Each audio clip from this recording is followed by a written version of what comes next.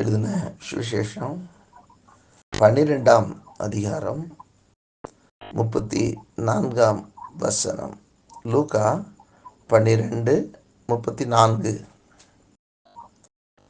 உங்கள் பொக்கிஷம் எங்கே இருக்கிறதோ அங்கே உங்கள் இருதயமும் இருக்கும். உங்கள் பொக்கிஷம் எங்கே இருக்கிறதோ அங்கே உங்கள் இருதயமும் இருக்கும். கர்த்தருக்கு மகிமை உண்டாகட்டும். ஆண்டுடைய வார்த்தை சொல்லுகிறது, நம்முடைய பொக்கிஷம் எங்கே இருக்கிறதோ அங்கே தான் நம்முடைய இருதயம் இருக்கும் என்று சொல்லி.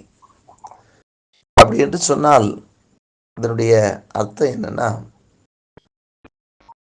நமக்கு எது வேல்யூபிளா தெரியுதோ அதுதான் நமக்கு எண்ணமாக இருக்கும். இதுதான் மிக விலையேற பெற்றது, இதுதான் விலை உயர்ந்தது அப்படின்னு சொல்லி ஒன்றை நம்ம இருதயத்தில் நினைக்கிறோம்னு சொன்னா அதைத்தான் நோக்கி இருக்கும் நம்முடைய இருதயம். இங்கே ஆண்டுடைய வசனம் சொல்கிறது, அதுக்கு முந்தின வசனத்தை நீங்கள் வாசிச்சிங்கன்னா புரியும்.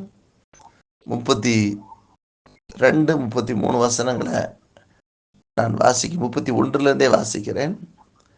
தேவனுடைய ராஜ்யத்தை தேடுங்கள், அப்பொழுது இவைகளெல்லாம் உங்களுக்கு கூட கொடுக்கப்படும். பயப்படாதே சிறுமந்தையே, உங்களுக்கு ராஜ்யத்தை கொடுக்க உங்கள் பிதா பிரியமாயிருக்கிறார். உங்களுக்கு உள்ளவைகளை விற்று பிச்சை கொடுங்கள், பழைமையாய் போகாத பணப்பைகளையும் குறையாத பொக்கிஷத்தையும் பரலோகத்திலே உங்களுக்கு சம்பாதித்து வையுங்கள்.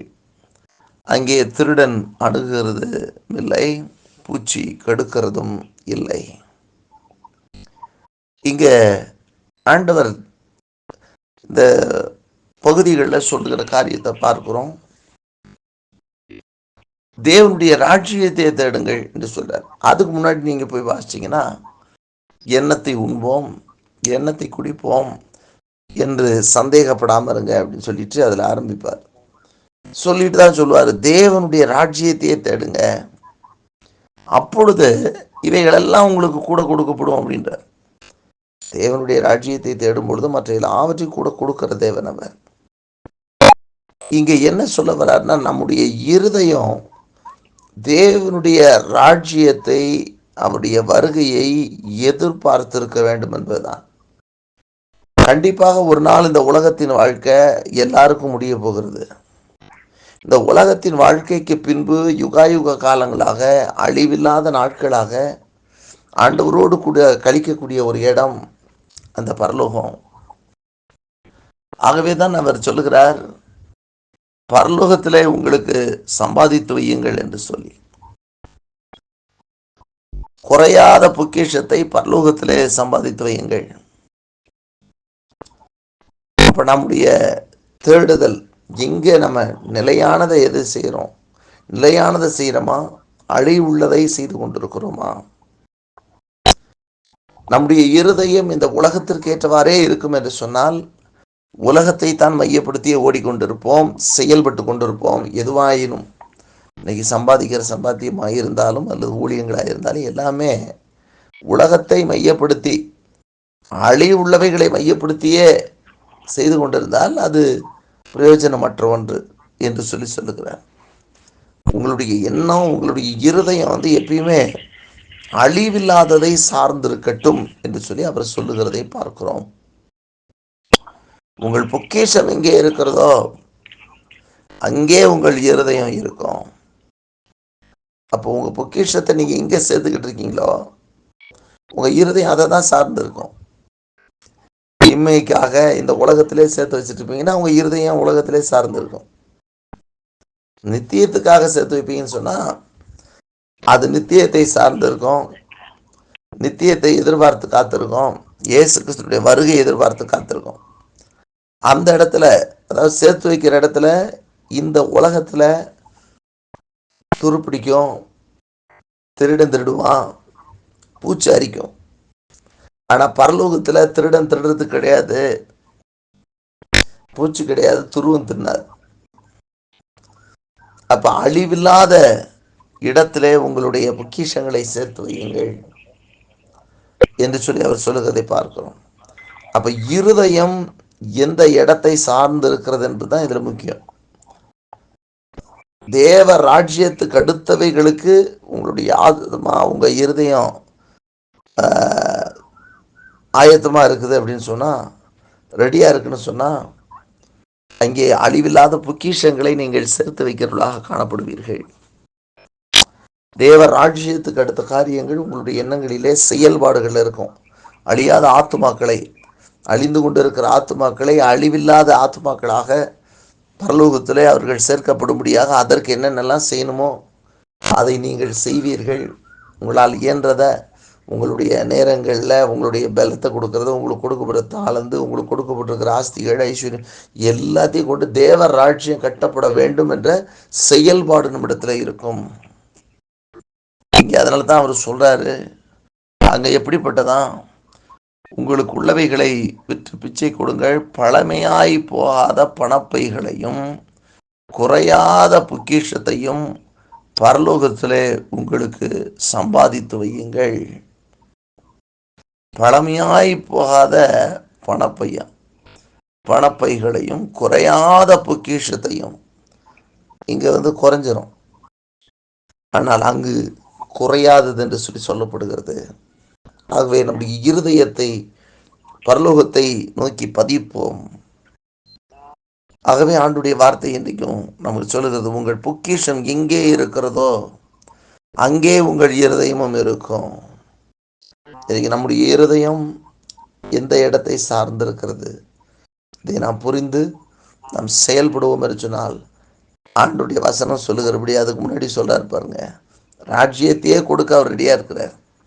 ராஜ்யத்தை தேடுங்க, இதெல்லாம் கூட கொடுக்கப்படும். நம்ம இங்க இருக்கிறதை மாத்திரம் சார்ந்து இருக்கும் போது ராஜ்யம் இழக்கப்படுகிறது. ஒரு நாள் இதுவும் இழந்து போயிடுவோம்.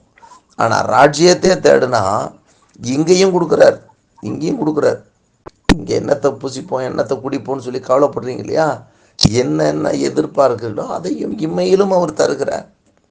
ஆகவே தான் பேதுரு ஆண்டவர்கிட்ட கேட்குற, ஆண்டவரே எல்லாவற்றையும் விட்டு விட்டு உமக்கு பின்னாடி வந்துமே எங்களுக்கு என்ன கிடைக்கும் அப்படின்றார். அப்ப இயேசு சொன்னார், என் நாமத்து நிமித்தம் நீங்க எதை இழந்திருந்தாலும் இம்மையிலே 100 மடங்கும், வீடாவது, பிள்ளைகளாவது, சகோதரர்களாவது, சகோதரியாவது, நிலமாவது, அதெல்லாம் 100 மடங்கும் மறுமையிலே நித்திய ஜீவனை நீங்கள் பெறுவீர்கள் என்று சொல்லி நான் உங்களுக்கு நிச்சயமாக சொல்லுகிறேன்னு சொல்லி அவர் சொல்லுகிறதை பார்க்கிறோம். ஆகவே நாம் ஆண்டுடைய ராஜ்யத்துக்கு அடுத்த எண்ணங்கள் நமக்கு இருக்கட்டும். நம்ம இந்த உலகத்தில் நம்ம எங்கே எப்படி இருந்தாலும் தேவ ராஜ்யம் என்கிற ஒரு எண்ணம் நமக்குள்ள ஓடணும். அதாவது உங்களால் இயன்றதை நீங்கள் பேசணும். உதாரணத்துக்கு பார்த்துன்னு சொன்னால், நம்ம ஏதாவது ஒரு பொருள் வாங்கணும்னு சொன்னால் அதை குறித்து நம்ம நிறைய மற்றவங்ககிட்ட சொல்லுவோம். அது அப்படி இப்படின்னு சொல்லிட்டு ரொம்ப அதிகமாக நம்ம பேசுவோம். நீங்கள் பெற்றிருக்கிற ரட்சிப்பை சொல்லலாம்.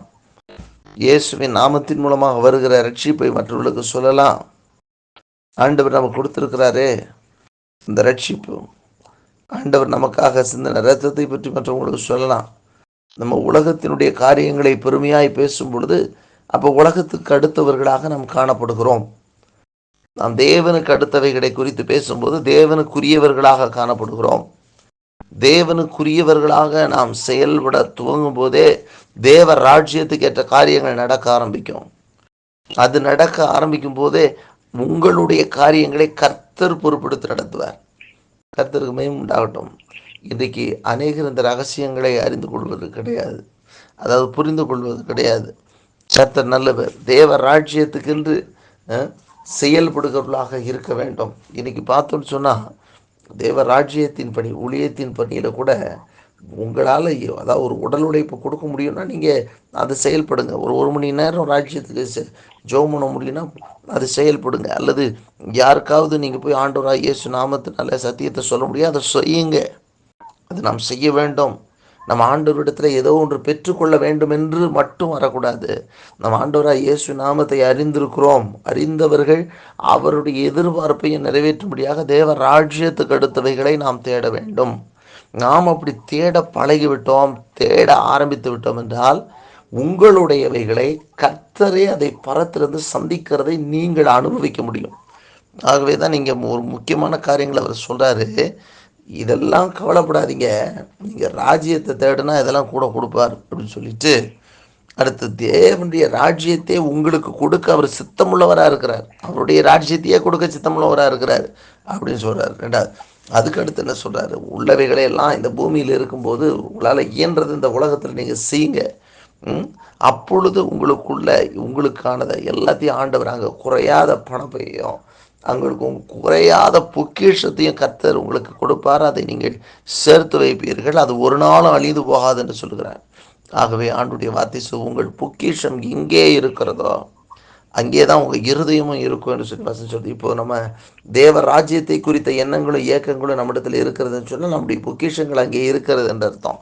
அழிவில்லாத இடத்துல பொக்கிஷங்கள் நமக்கு சேர்க்கப்படுகிறது. நம்முடைய எண்ணங்களும் இயக்கங்களும் எதிர்பார்ப்புகளும் பரலோகத்துக்கு அடுத்தவைகளாக இருக்கிறது என்பது அர்த்தமாகிறது.